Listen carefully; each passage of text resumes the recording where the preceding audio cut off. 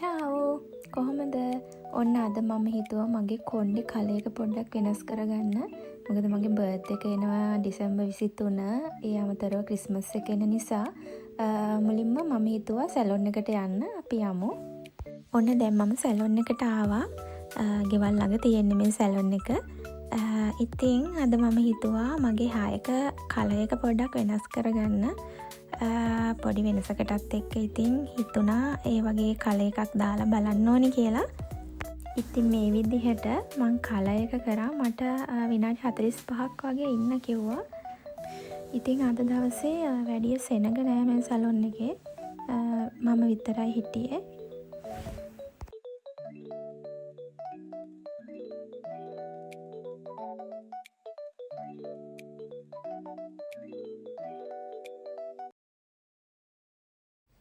දැන් මගේ හායක ලස්සනයි නේද?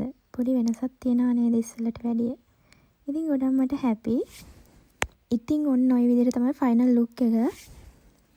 ඔන්න ඔය විදිහට කල එකත් කරගෙන මගේ සුපුරුදු කපුචීනෝ එක බොන්න මම ආවා. කපුචීනෝ එකත් බීලා මම ගෙදර ආවා. මම හිතුවා අද දවල්ට පැස්ට් එකක් හදනවා කියලා.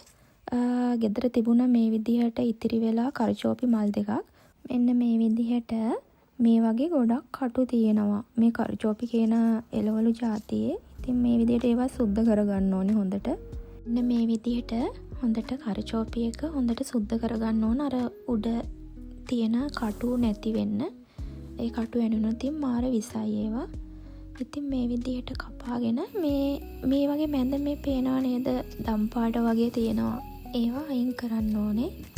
මේ විදිහට මේවා කෑලි වලට කපාගෙන ඒකට සාමාන්‍ය විදිහට ලුණු, සුදු ලුණු ඒවා දාලා ඔලිව තෙල් ටිකක් දාලා ඒකට ඇඩ් කරන්න ඕන පාස්ලි කොළ ටිකක්. ඇඩ් කරලා මද ගින්නේ වහලා තිබුණාම මේක හොඳට තැම්බෙනවා. ඔන්න දැන් මගේ කරචෝපි එක හරි. මට කියන්න අමතක වුණා මේකට මම අල්ල ගෙඩියකුත් පොඩි කෑලි වලට කපලා ඇඩ් කරගත්තා. ඒ වගේම මේකට දැන් පැස්ට් එක තම්බලා හොඳට මික්ස් කරනවා. ඇත්තටම ගොඩාක් රසයි. මේකේ රස කොහොමද කියනවා නම් අපි බිත්තර තම්බලා කන්නේ ඒ වගේ බිත්තර කනවා වගේ රසක් තමයි මේ කරචෝපි වල එන්නේ. ඔන්න දැන් මගේ පැස්ට් එක රෙඩි. දැන් මම කන්න හදන්නේ. මේ තියෙන්නේ මගේ පැස්ට් පිඟාන. මාරම රසයි මේක. මට දැන් මේ වොයිස් කරද්දිනුත් මට මතක් වෙනවා මේ පැස්ට් එක. ආය හදන් කන්න ඕන. ඒ තරම් මං ආසයි කරචෝපි පැස්ට් වලට.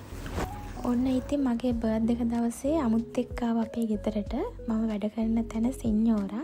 ඉතින් එයා මට මගේ බර්ත්ඩේ එකට මේ විදිහට මේකප් සෙට් එකක් දුන්නා මගේ gift එකට. I am very very happy. Grazie mille signora Silvia.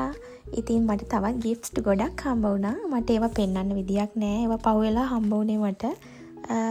ඉතින් මේ විදිහට මට මේකප් සෙට් එකක් ඇත්තටම අඩු වෙලා තිබුණේ. අද දවස මේ විදිහට තමයි ඉවර වුණේ. තවත් දවසක ලස්සන වීඩියෝ එකක් අරන් එන්නම්. චාව්.